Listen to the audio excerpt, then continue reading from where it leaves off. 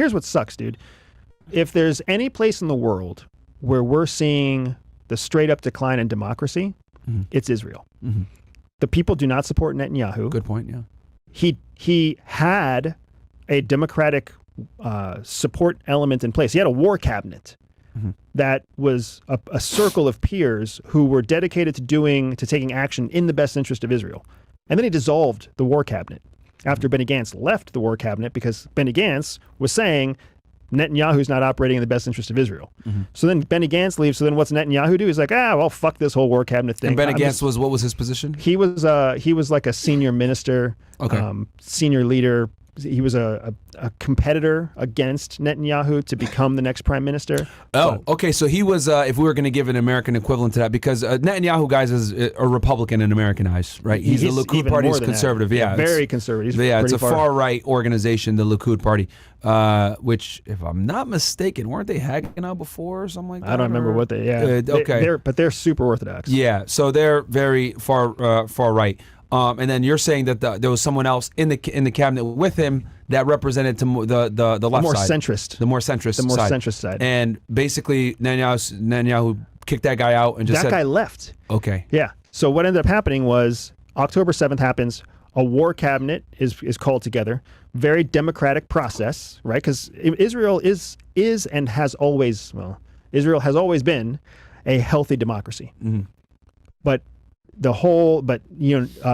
Netanyahu and the drama around Netanyahu is essentially equivalent to the drama around Donald Trump here. Corruption charges, legal charges. Yes. A history of... He was facing a criminal case literally right before this all happened. He was in the process of going in and out of court. Was a prime minister, wasn't a prime minister, became a prime minister again, right? Essentially was a president, wasn't a president, became a president again. People accuse him of killing, Yitzhak Rabin, the former prime minister. They're saying, because he got killed, they're saying he was behind the assassination. So yeah, there's a lot of clouds around this guy. Correct. So now October 7th happens. Immediately, because he's so wildly unpopular inside of Israel, that's where these conspiracy theories came up that, he knew it was going to happen and he quieted it down and he let it happen. It's just to maintain power. Yeah, it's just a conspiracy. Yeah. But that conspiracy comes from the fact that there's so much dissent around Netanyahu. Yeah. Now, what we've seen happen since then is he's abandoned pillars of democracy, right? He's abandoned a war cabinet. He's abandoned the call for re-elections. He's quieted protests that have happened in Israel. And now he's essentially operating independently in foreign countries like Lebanon and Iran, right? Yemen. The dude is doing whatever he wants, really. Whatever he wants. And guess why? Because the Mossad is a highly capable intelligence service that reports to the chief executive. That's just how it works. They report directly to him. There's no oversight at all. Well, there's oversight, but that doesn't necessarily mean that he's using that oversight. Keep in mind, the president has oversight too, except when he uses an executive order. Right? There's always a way around it. Of course, there always is, especially in times of war. In times of war, you get to bend the rules a lot, right? I mean, look at the Patriot Act. Yeah. Okay, because if I'm not mistaken, I think Mossad directly reports to the prime minister. Okay. Right. So I could double check, but so I guess you're saying he's able to use the resources of the Mossad, and he doesn't have to really check with anybody. Does what he wants. I mean, if there's double check that for me, there's guys? a process, Mossad, who they report directly to. I think it's what the branch prime minister. they're under. Yeah. So there's always a process, and that process can always be bypassed, especially during times of war. Keep in mind, in the United States, during a declaration of an emergency action like COVID, the president just says whatever they want to say. They don't have to get it approved by Congress. It doesn't have to be approved by the state. It gets pushed out. The reports directly to Prime Minister, right? Yeah, Yep. They do. So there's no one really, even the president, because guys, in Israel, the Prime Minister is the chief executive. That is their functional equivalent of a president. So they skip everybody and just report strictly to Netanyahu, the director of the Mossad.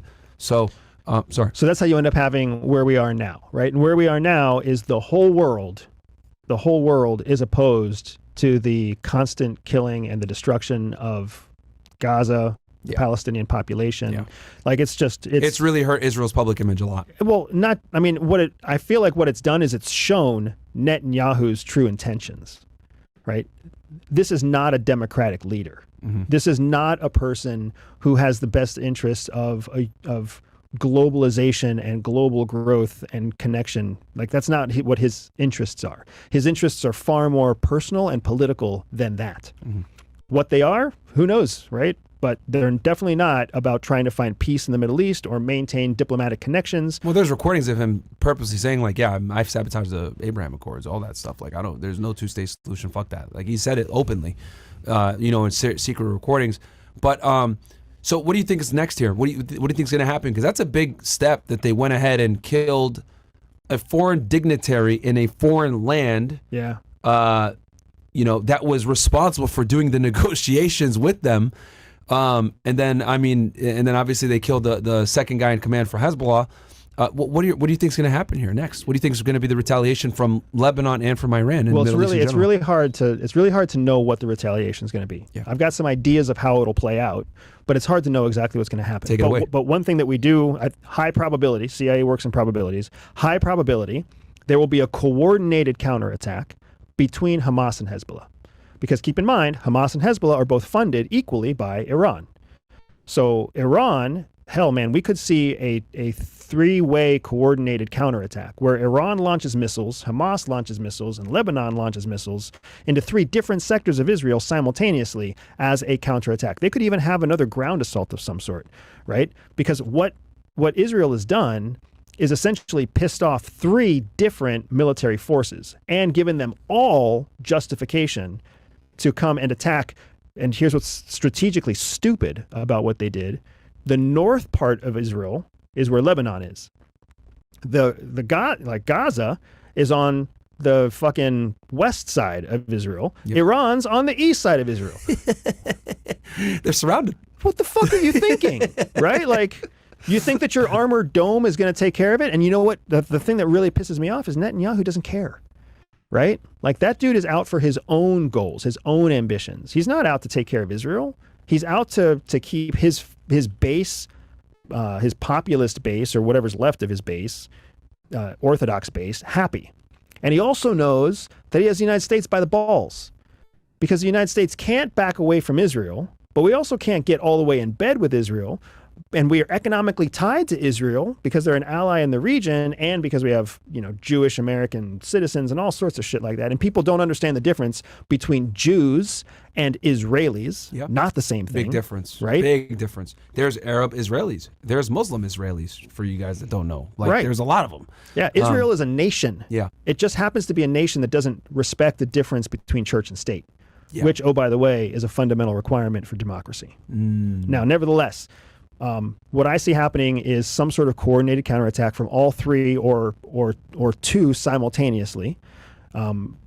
It's important to keep in mind Iran is a very well-funded machine. People don't realize how rich Iran is. Iran is the breadbasket of the Middle East. They provide all the food and all the agriculture for all of your wealthy Arab nations.